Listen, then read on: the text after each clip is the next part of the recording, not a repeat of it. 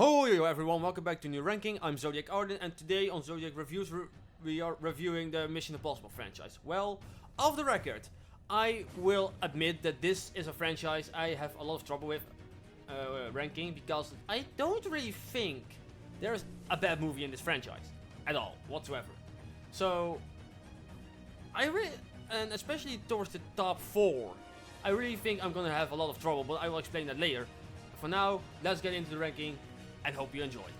Well, off the record, I want to tell that my list, guys, is also not the best list. Or at least not the best list. It's not everyone's list, it's just my list. I mean, my opinion differs from yours, I'm pretty sure of that. But anyway, at number 8 we have Mission Impossible 2. Yeah, I know that Mission Impossible has the reputation of being the bad one in the series, and while I agree it's the weakest in the series, like I just said, I really don't see it as a bad movie. It's flawed and misguided, but not bad. I think the biggest problem with this movie was that John Woo was trying to emulate more of a James Bond approach than he was trying a Mission Impossible approach. Honestly, that's why I think it's the weakest, because it feels the least like a Mission Impossible film and just more like a James Bond film. In addition, the slow-mo gets really old, really fast, especially in the climax, and oh dear god, they really overused that mask trick in the sequel, didn't they? But there's also a lot to like in this film. Doug Ray Scott's Sean Ambrose is a good foe for Ethan Hunt. Most of the action is pretty awesome, despite the bizarre editing choices. Tom Cruise and Tandy Newton have pretty good chemistry throughout, and I really love Anthony Hopkins in this film. I mean, he fits the role of the IMO secretary like a glove. He was perfect, and I love his interactions with Tom Cruise. It's got a lot against it, but it also has a lot that makes it memorable. The most unique among the series, but does it make it great? No, but it doesn't make it bad either. And if you haven't seen it in a while, I'd say give it a watch. It's really not that bad, I promise. Like I said earlier, your choice doesn't have to be my choice, and my choice doesn't have to be your choice. But at number 7, I have Mission Impossible Dead Reckoning Part 1. Okay, let me get one thing straight. Right now, I was in such a hard decision for not only the top 4 spots, which I will talk about later, but also these number 6 and 7s. Because anyway, Mission Impossible Dead Reckoning Part 1 is a very good action film and was the serious kick in the ass that the underwhelming summer movie season of 2023 really needed. It features some amazing action sequences, no bullshit politics, a cool concept, and some very well done character moments. However, while the concept of the AI villain was pretty cool, I'm not gonna go further detail why I think that, but anyway, KBR also very one-note and generic bad guy. Having him tied to Eden's past was a bit weak and lazy. Hayley Atwell gave a good performance, but her character was just boring overall. There are some continuity issues, but the biggest thing that bothered me was the decision to kill Elsa Faust. I mean, she is one of my favorite characters, and they kill her halfway throughout the film. That honestly angered me, especially after the ending of Fallout. I didn't like it that they tried replacing her with Hayley Atwell either.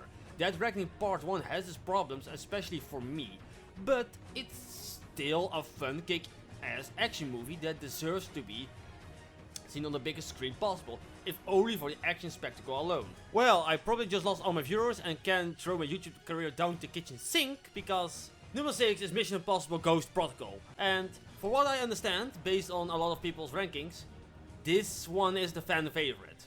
This is the one everyone says is the one to beat. And honestly, I have never felt that way about it. Don't get me wrong.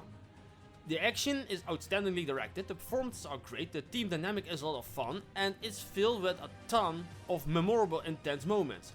As I made very clear in the intro, I don't dislike a single film in this series. Ghost Protocol is a very well done action film. That being said though, aside from having, in my honest opinion, the weakest and most unmemorable villain in the series, I've always had an axe to ride with this film for 2 reasons. 1. How dare you cast Josh Holloway, freaking Sawyer from Lost, as an IMF agent and kill him 2 minutes in? The hell was that shit? I'm sorry, this isn't some nameless guy you picked up in a caustic call. No, it's mother flipping Sawyer, dude. I'm allowed to call shenanigans, mate.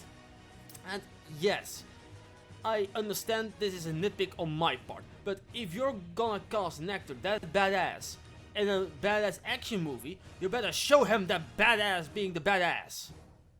If you know, if that makes any sense. Nope, he just goes out like a bitch in the beginning, leaving me with a case of blue balls. Thanks for that, Brad Bird, but this next is not a nitpick on my part. I'm sorry, but at this point, I'm so sick of sequel writers that have to shit on the previous entry in the series just to make their story work. Just to give you some examples.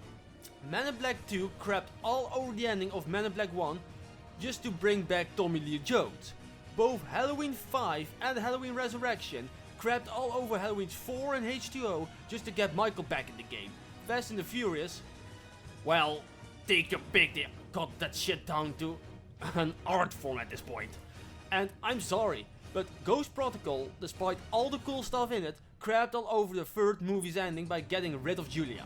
It pissed me off so much when I saw it in theaters, and it still pisses me off now. And you know, it's not much that they got rid of her.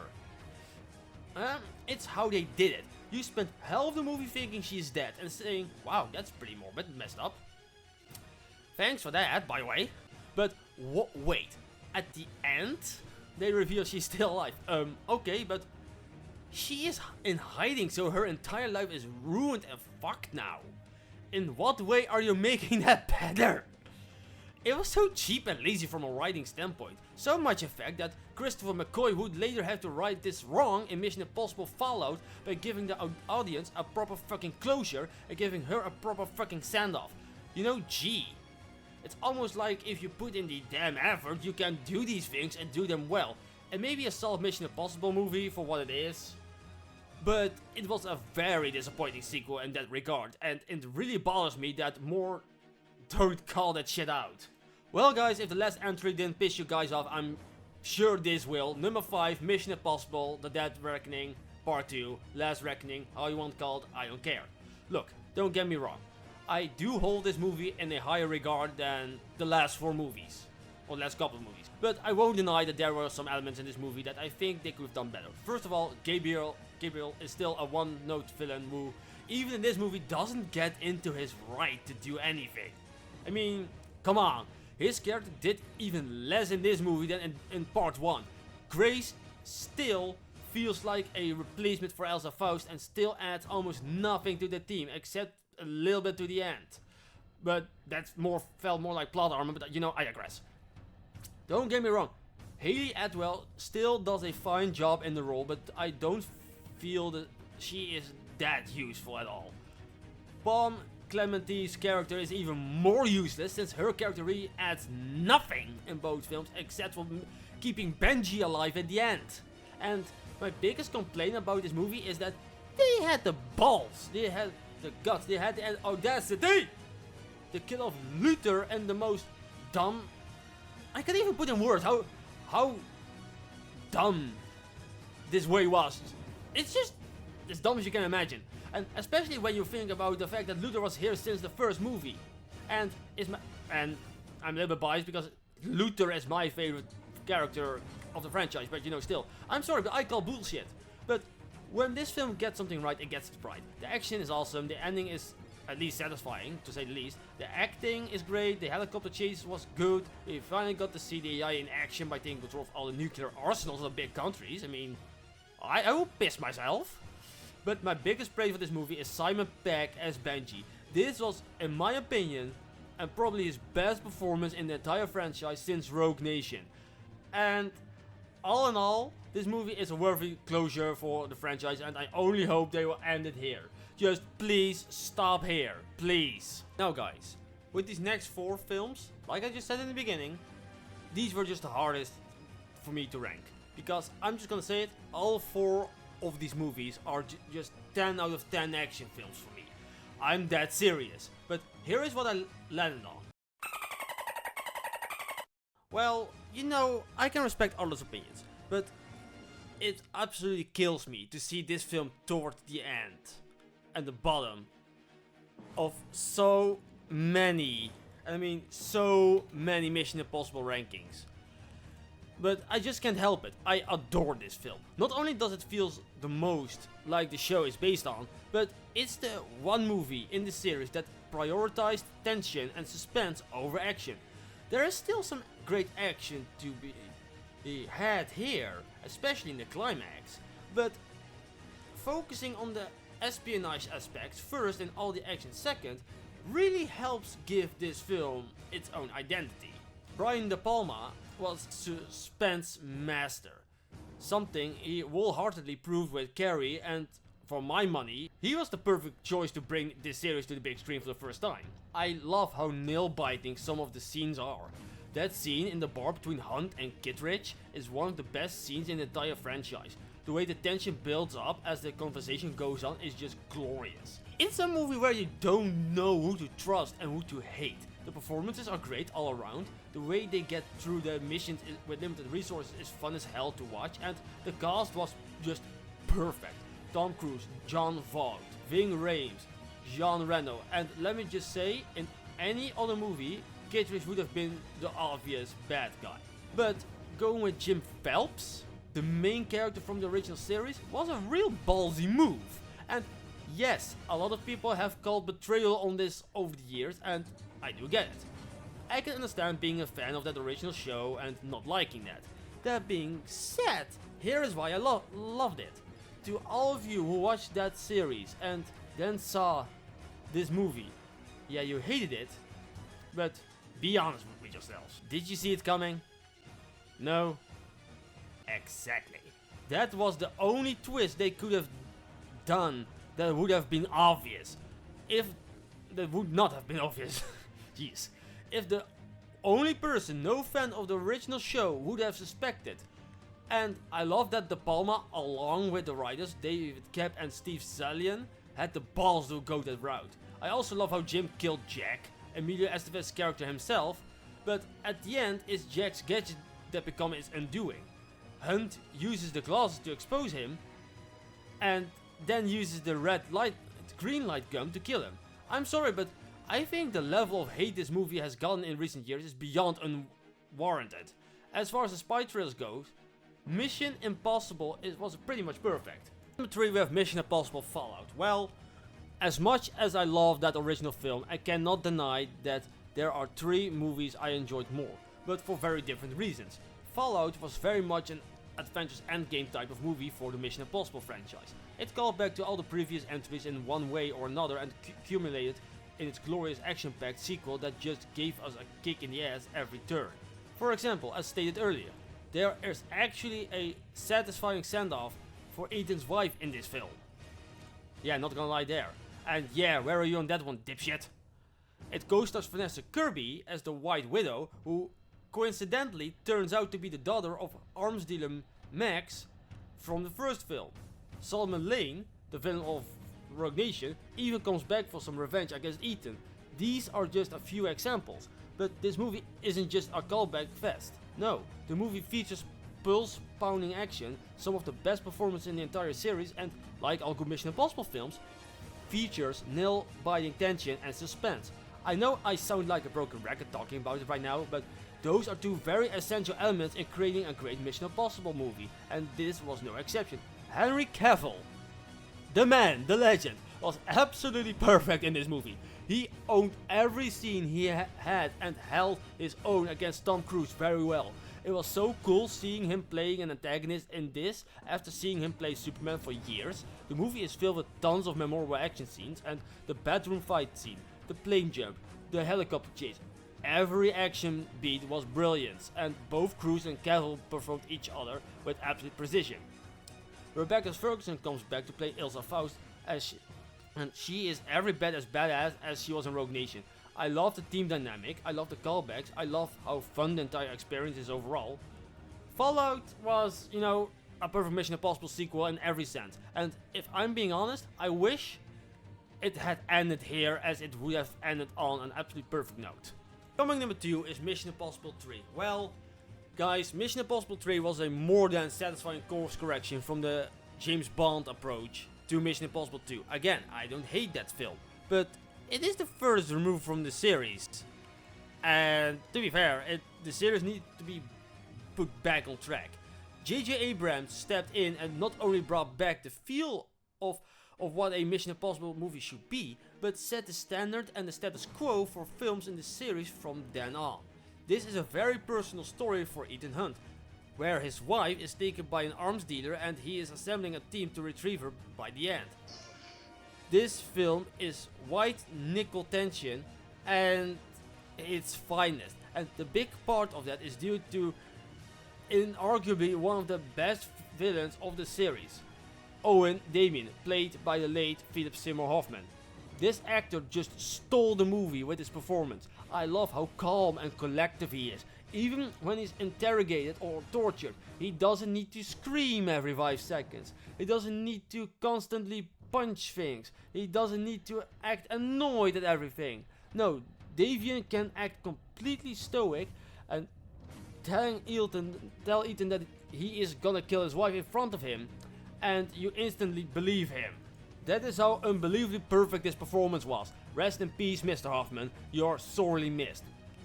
I also love Michelle Monaghan as Ethan's wife, Julia. Again, still holding the grudge against Ghost Protocol for how it treated her. I am not letting that go. Lawrence Fishburne and Billy Crudup are both good additions into this film. Simon Pegg as Benji was introduced in here and who become a mainstay for the rest of the series. Really though, it's the action and the nail-biting tension that make the center stage here. There are so many memorable moments. The scene on the bridge, hauling Davian out of the plane, Hunt escaping IMF headquarters. But my favorite is towards the end of the beginning, with Tom Cruise and Kerry Russell shooting their way out of a stronghold. That scene is entirely badass. J.J. Abrams did a wonderful job of bringing Mission Impossible back and making us all exciting for what was gonna come next. And at number 1, the movie you guys should have been guessing by elimination by now, is Rogue Nation. Yes, mates, Rogue Nation is my favorite Mission Impossible movie. Again, ranking these last 4 films was tough.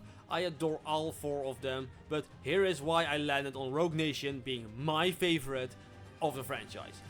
The first, Mission Impossible, as I stated, focused more on tension and suspense and action. Not that the action wasn't there, but it wasn't the priority. Fallout and MI3 had great action moments that I adore, but they tended to overshadow the suspense. Again, not that it wasn't there, it certainly was, but the action took priority. Rogue Nation is the only Mission Impossible movie to, in my opinion at least, blend the action and suspense perfectly. Both are pristinely balanced out. There is not too much action, there isn't too little action. There isn't too much suspense, there isn't too little suspense. All of it balances perfectly in this film, making it, for me at least, the perfect Mission Impossible movie. I struggled to find the flaws that others have seen over the years. And I'm sorry, but they aren't there for me. The storyline regarding the Syndicate was ingenious. This whole anti-IMF organization with Ethan on their trail was a great concept. Elsa Faust, as I've said a couple of times now, is one of my favorite characters in this series after Luther. And she is at her best in this film. She is everything Grace should have been in Dead Reckoning and just wasn't. Rebecca Ferguson and Tom Cruise have wonderful chemistry together. I love seeing these two playing off each other in this movie. I love the group dynamic in this film, with all of them having to work around the CIA after they dissolve IMF. Benji, played by Simon Pegg, as I said before, is awesome in this flick and at his best. And the scene with him and the bomb had me gripping my chair in the theater. Hell, it still has me gripping my chair at home because the editing for that scene is just so pristine. Solomon Lane is my favorite villain in this series. Much like Owen Davian, he doesn't need to constantly scream to get his point across. Hell, he barely has to even talk for that matter. All he has to do is shoot a cold ass stare at you from across the room and you know shit is about to break off. Yes, he is also in Fallout, but he is broken enough for revenge in Fallout. Here he is cold, confident, manipulative, always in control, and for my money a lot more interesting. And Sean Harris hit his performance out of the park. The action scenes are beyond memorable. Ethan hanging on the side of the plane, the opera house scene, the interrogation scene, the underwater sequence. It's all amazing to meet that Tom Cruise and all of these stunts himself. This was Christopher McCoy's first film in the franchise as both a writer and a director, and while he keeps trying to up the ante with the action in the sequels, I really hope he takes a look back at Rogue Nation and remembers the perfect balance of action and suspense he struck with it. Thank you guys so much for watching. I hope you guys enjoyed it. Please don't forget to like the video if you haven't already. Please don't subscribe if you haven't already. And keep in mind that my list, my ranking here is not the best list. It's not everyone's list. It's just my list, and I hope you can agree with that. Bye guys!